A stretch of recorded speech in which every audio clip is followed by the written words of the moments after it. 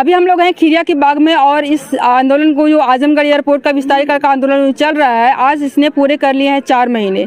4 महीने पूरे करने के बाद यहाँ पर आज उत्तर प्रदेश में इन्वेस्टर समिट भी हो रही है, जिसके लिए यहाँ पर कुछ समिट किया गया है किसानों के अपने के लिए। क्या है वो?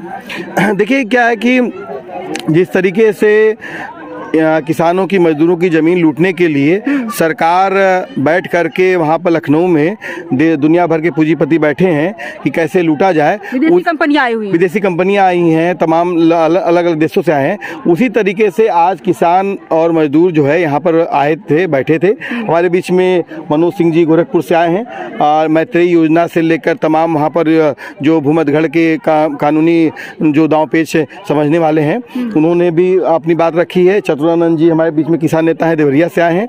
और मनोज जी का एक परिचय और भी है कि जब बीआरडी मेडिकल कॉलेज में ऑक्सीजन की कमी से बच्चे मरे थे जो है, तो उस समय भी उस सवाल को मनोज जी ने जो है मजबूती से उठाया था। तो आप इनसे बात करिए। बहुत बहुत स्वागत है सर मेरी वीडियो में। लखनऊ में आज इन्वेस्टर समिट होगी, आज कल परसों तक होगी। इससे कितना असर पड़ेगा यहाँ के जो उत्तर प्रदेश से यहाँ के रोजगार को लेकर के युवाओं को, जो यहाँ पे लोग जाते हैं मुंबई में कमाने, गुजरात में कमाने, दिल्ली में कमाने जाते हैं, कि यहाँ से इसको कुछ असर पड़ेगा यहाँ के जो विकास है उस पर? दूसरा सवाल ये भी है कि यहाँ के लोग जमीनें जब जिसे आज चल रहा है, ये आंदोलन चल रहा है, आंदोलन में शामिल होने आया है, तो किसानों की जमीनें हैं, कोई भी फैक्ट्री बनती है तो किसानों की जमीन भी बनती है, इसके लिए क्या करने के लिए?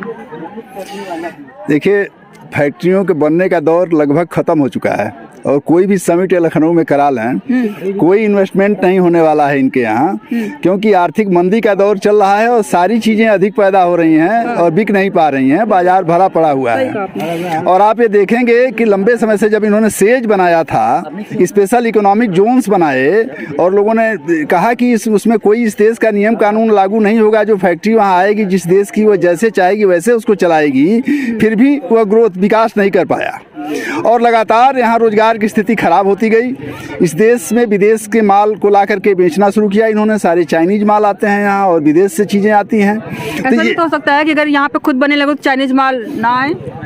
नहीं, ऐसा है नहीं कि बनने लगे। बाजार पूरा भरे पड़े हैं चाइनीज खिलौनों से। हाँ, बाजार भरे पड़े हैं और जितनी फैक्ट्रियां आज मौजूद हैं दुनिया भर में, वह अपनी क्षमता से बहुत कम पर संचालित हो रही हैं। उनकी क्षमता अगर 100% की है तो 40% पर संचालित हो रही हैं अधिकांश फैक्ट्रियां।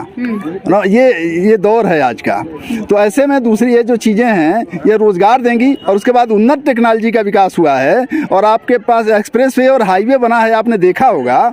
इसमें कितने मजदूर लगते हैं, इसमें बड़े मशीन लगते हैं और बड़े पूंजीपतियों का, ठेकेदारों का निवेश होता है इसमें।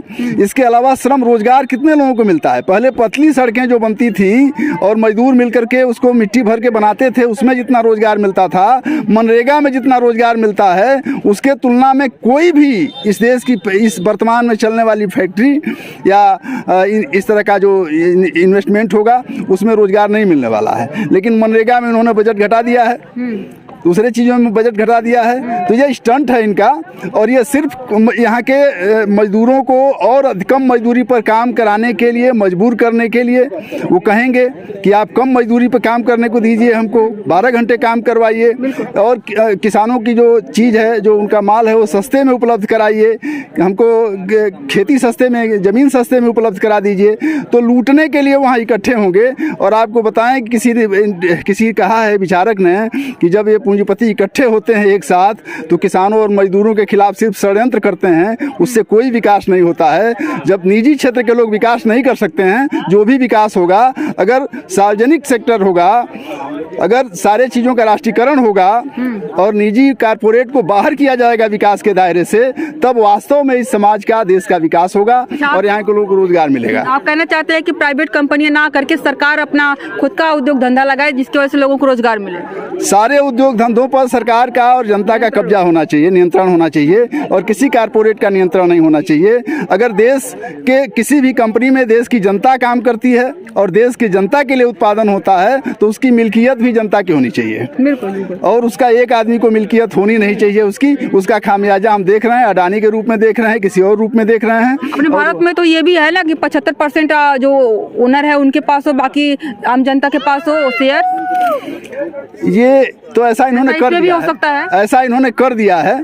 ये तो अब सारा कुछ बनाते हैं सार्वजनिक सेक्टर के पैसे से। अभी मेडिकल कॉलेज देवरिया में इन्होंने बनाया तो ये सरकारी पैसे से बनाया गया, तो सरकारी अस्पताल को उसमें मर्ज कर दिया गया और पीपीपी मॉडल पर उसको प्राइवेट को दिया गया।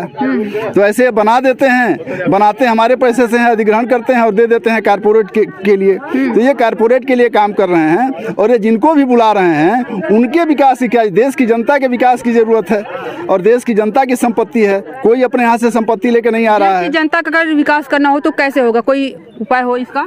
देश के संसाधनों को का इस्तेमाल करते हुए पहले से जो स्ट्रक्चर है, ढांचा है, उसको व्यवस्थित तरीके से चलाया जाए और देश के सारे लोगों को उसमें हिस्सेदारी दी जाए, उनको योग्यता अनुसार काम दिया जाए, वेतन दिया जाए, न्यूनतम मजदूरी दी जाए और न्यूनतम मजदूरी ही नहीं, कम से कम सभी लोगों को न्यूनतम इनकम निश्चित की जाए कि हर आदमी के पास एक न्यूनतम आमदनी हो, ये तय की जाए।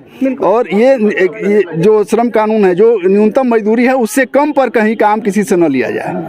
गरीबी एक निर्धारित मतलब वेतन हो लोगों का, इससे कम ना हो, इससे कम ना हो। बिल्कुल। आप एक पत्रकार हैं, पत्रकार की दृष्टि से अगर ये इन्वेस्टर समिट को देखते हैं ग्लोबल, तो कैसे देखते हैं? देखिए, वहाँ तो बहुत बड़े दावे हो रहे हैं कि 25 लाख करोड़ का इन्वेस्टमेंट हो रहा है और बहुत विकास हो गया। इसके पहले भी एक हुआ था, उसमें भी इस तरह के दावे किए गए थे। लेकिन मैं ये सवाल पूछना चाहता हूँ कि अगर इतना निवेश और इतना विकास हो रहा है तो देश में अमीरी गरीबी की खाई क्यों बढ़ रही है? आज 1% लोगों के पास देश की 77% राष्ट्रीय संपत्ति हो गई है। अरबपतियों की संख्या रोज बढ़ रही है, 1 से 19 अरबपति हो गए हैं। और दूसरी तरफ आपके हर साल करीब 1.25 करोड़ लोग जो हैं वो गरीबी रेखा के नीचे चले जा रहे हैं। हर सेकंड पे 2 लोग गरीब हो रहे हैं क्योंकि उनको पढ़ाई पर ज़्यादा खर्चा करना पड़ रहा है, इलाज पर, दवाई पर ज़्यादा खर्चा करना पड़ रहा है, महंगाई बढ़ रही है, जॉबलेस ग्रोथ, इनकम का स्रोत कुछ है ही नहीं। और ये जो निवेश है ये जॉबलेस ग्रोथ है। अगर ये इस निवेश से बेरोजगारी हटती, बेरोजगारी कम होती, गरीबी कम होती तो हम लोग इसका स्वागत करते। ये तो सिर्फ लोगों के जो हमारे देश की संपत्ति है, किसानों की ज़मीन है, बागीचे हैं, नदियों का पानी है, जंगल है, उसको तो छीनने वाला विकास है। और इसी नाते ये सबके सामने भी स्पष्ट है कि मेरी गरीबी खाई इतनी बढ़ गई है और लोग बेरोजगारी इतनी बढ़ रही है। अगर आप विकास क्या कहते हैं? विकास यही है क्या कि लोगों की ज़मीन ले ली जाए? विकास का मतलब ये होता है कि बेरोजगारी कम हो, लोगों की शिक्षा अच्छे से मिले, गुणवत्तापूर्वक शिक्षा मिले, इलाज मिले, ढंग का रहने का घर हो, ठीक है, उनको न्याय मिले, ये सब विकास है। आज विकास की परिभाषा इस सरकार ने पूरी तरह से उलट दिया है। हम लोग यहाँ पर आज ये जो किसान और मजदूर समिट हुई है पैरेलल, उनके समानांतर, उसमें हम लोग वो उस विकास की असली अवधारणा रख रहे हैं कि हमारा विकास ये है कि जो जनता चाहती है उसको यहाँ पर अस्पताल में डॉक्टर चाहिए। आप कह रहे हैं कि हम एयरपोर्ट दे रहे हैं, यहाँ से कितने लोग आज हवाई खर्च का, यात्रा का उठा, आप रेलवे में ट्रेनें कम कर रहे हैं खर्च घटाने के लिए। आप कह रहे हैं कि रेलवे का खर्चा किस तरह से, अभी बजट में कहा ना कि जो संचालन खर्च है हमने कम कर दिया, तो ट्रेनें बंद करके आप खर्चा कर रहे हैं, वो कर रहे हैं, तो लोगों को प्राइवेट वाहनों से जाना पड़ा, ज़्यादा खर्चा हो रहा है। आप रोडवेज का किराया बढ़ा दे रहे हैं, रोडवेज की बसें कम कर दे रहे हैं, तो जनता का पैसा जो उसकी बहुत गाड़ी कमाई से वैसे ही बहुत कम है, वो उसको ऐसी चीज़ों में खर्च करना पड़ा है क्योंकि सरकार जो है उसमें अपना पैसा खींच रही है लोगों को देने के लिए।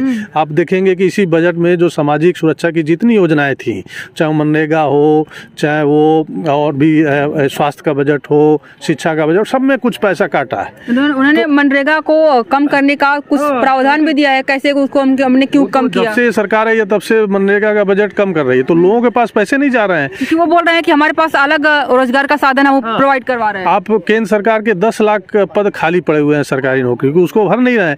तो हम तो विकास की ये अवधारणा आज यहाँ पर रख रहे हैं, लोग भी यही कह रहे हैं कि आप खाली पदों को भरो, किसानों की आय कैसे बढ़े, ये सब काम करो। जो और दूसरा ये है कि इधर तो बहुत सारी फैक्ट्रियाँ हैं, गन्ने के आखिर जो शुगर मिल्स हैं क्यों बंद है?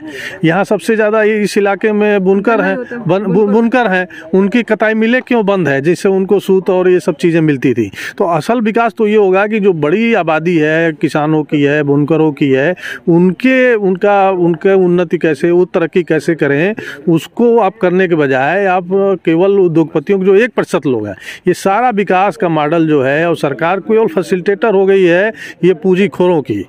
पूंजीपति और पूंजीखोरों की फैसिलिटेटर हो गई। जैसे कि अडानी के केस में हम लोग देख रहे हैं कि आप उनको हमारे ही जो जनता का पैसा बैंक में जमा है, LIC में जमा है, आप उनको कर्ज के तौर पर दे देते हैं और फिर उस उद्योगपतियों को, पूंजीखोरों को इसी देश की रेलवे, एयरपोर्ट, पोर्ट और कोयला और ये सारी चीजें दे देते हैं मुनाफा कमाने के लिए। सारी चीजें तो दे ये- रहे हैं, इसके पीछे कुछ तो वजह होती होगी कि इसलिए कि वो उनसे वो चुनाव में चंदे लेते हैं। भाई आज जो अगर एयरपोर्ट और रेलवे दे रहे हैं, इलेक्टोरल जो बॉन्ड है उसको तो सार्वजनिक किया जाना चाहिए ना कि बीजेपी को और दूसरे पार्टियों को कौन पैसा दे रहा है। तो आप उनसे पैसे ले रहे हैं इलेक्टोरल बॉन्ड के नाम पर, आप नाम भी नहीं बता रहे हो कि किससे लिए, कितना लिए। तो वोट भले जनता से ले रहे हैं, लेकिन काम जो है ये सिर्फ 1% जो इस देश के अमीर लोग हैं उनके लिए कर रहे हैं। तो इसी अवधारणा पे आज पूरी यहाँ बात हुई है, बहस हुई है। इसी तौर पर एयरपोर्ट का भी विकास, ये सिर्फ एक एयरपोर्ट के लिए जमीन बचाने की लड़ाई नहीं है, खाद्य सुरक्षा का संकट खड़ा हो रहा है देश में। क्योंकि आज़ादी के बाद से 1894 में जब अंग्रेज थे तब उस समय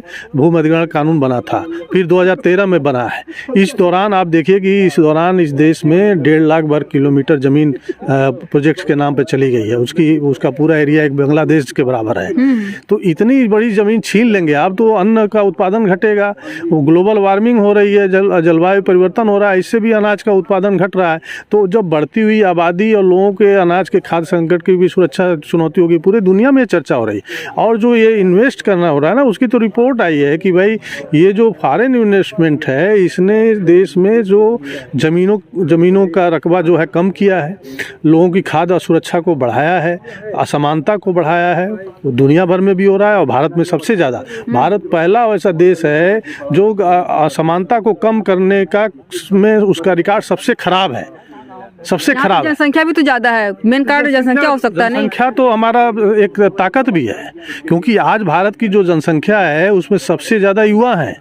पूरी दुनिया में सबसे ज्यादा युवा भारत हैं। भारत युवाओं का देश, भारत यही तो संकट है कि सबसे ज्यादा युवा भारत में है। भारत युवाओं का देश है। किसी भी देश में, दुनिया के तमाम देश हैं, उसकी डेमोग्राफी में अवसर बार बार नहीं आता। एक खास समय आता है जब देश में युवा जो 15 से 34 साल के जो आयु के लोग हैं सबसे ज़्यादा होते हैं। इस समय 49 करोड़ के आसपास भारत में युवा है। तो उस समय क्या चाहिए, जब देश में सबसे ज़्यादा युवा हैं तो उनको अच्छी पढ़ाई के लिए यूनिवर्सिटी चाहिए, कॉलेज चाहिए, सस्ती पढ़ाई चाहिए जिससे वो पढ़ सकें, और फिर उनको जॉब चाहिए। तो आप शिक्षा का बजट आपका 1% से भी कम है।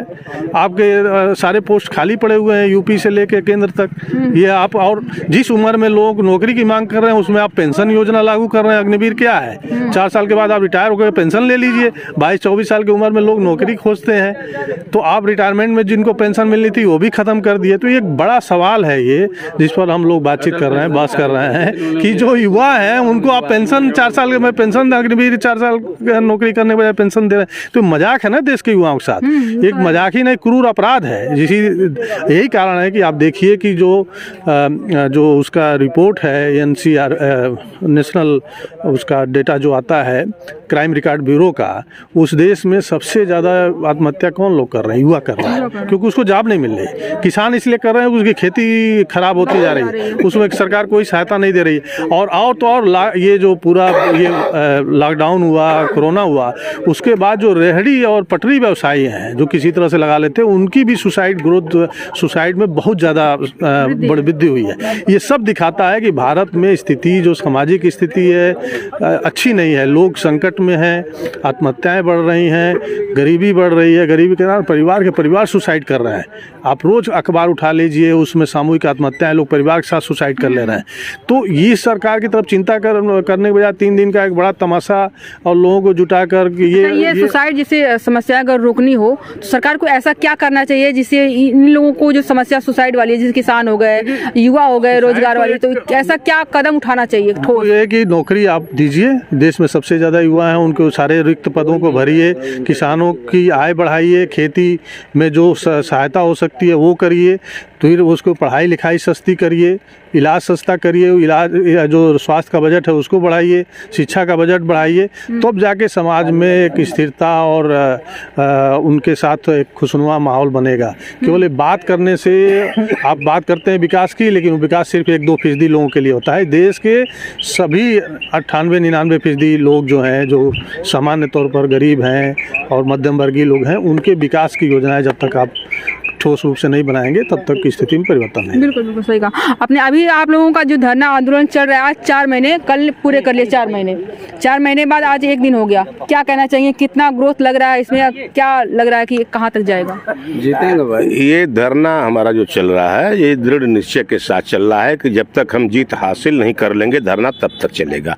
ये धरना हमारे जीने मरने का सवाल है और हम उस सवाल को इतने आसानी से खारिज नहीं कर सकते। और जब तक ये इंटरनेशनल एयरपोर्ट कैंसिल नहीं होता, अगर इंटरनेशनल कैंसिल हो गया एयरपोर्ट और अगर मान लिया आज इन्वेस्टर समिट हो रही है, लोग इसका विरोध कर रहे हैं, मान लिया प्रस्तावित हो गया, तो क्या जमीनें देने के लिए मतलब यहाँ के आजमगढ़ के या इस एरिया के लोग तैयार हो जाएंगे कि कोई एयरपोर्ट कैंसिल हो गया लेकिन हम फैक्ट्री के लिए दे सकते हैं ताकि यहाँ के लोगों को रोजगार मिल सके? देखिए, फैक्ट्री ऐसी जगह लगाई जाती है जहाँ कंकड़ीली पथरीली जमीनें हों, जमीनें भी नाम होता है लोगों का, और जहाँ खेती नहीं होती या नाम मात्र की होती है, ऐसे खाली अपने यहाँ छिगुआ का उसर है, उधर में ताल वगैरह पोखरी वगैरह होता है। इस अब ये ताल पोखरी की बात मैं नहीं कर रहा हूँ। अब जैसे हमारे ही जिले में तमाम ऐसी जगह हैं जहाँ पर आप जाएंगी तो मैदान ही मैदान मिलेगा। हाँ, तो इस पे क्या कहेंगे? तो उस जगह पर उनको फैक्ट्री और कारखाने लगाने चाहिए। उपजाऊ जमीन पर अगर वो कारखाना लग जाएगा तो कारखाना में जो चीज पैदा होगी वो तो जनता खा के जिंदा नहीं रहेगी। जनता को तो भाई अन्न चाहिए और अन्न उपजेगा, जब भी उपजेगा तो खेत में उपजेगा। तो उपजाऊ जमीन को उनको नहीं देखना चाहिए, उनको देखना चाहिए कि जहाँ ऐसी जगह हों जहाँ पर नाम मात्र के कुछ पैदा होते हों और अधिक वो खाली जमीन होती है, ऐसी जगह पर उनको लगाना चाहिए। बिल्कुल, धन्यवाद बात करने के लिए। तो ये रही हमारी आज की वीडियो। हम हैं खिरिया के बाग में, आप देख रहे थे। वीडियो देखने के लिए बहुत बहुत शुक्रिया।